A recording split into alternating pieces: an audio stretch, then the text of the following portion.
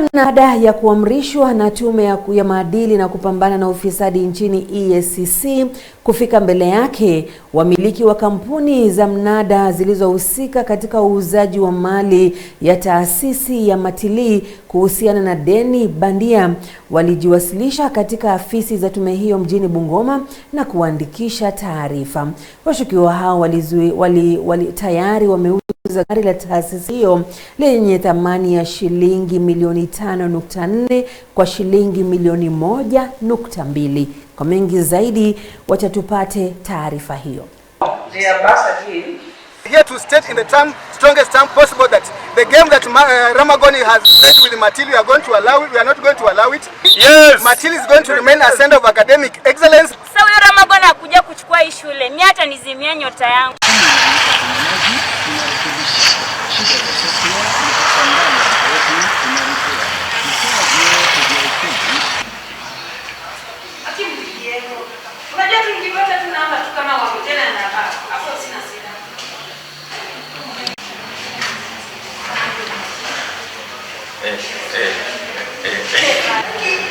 Naona hapa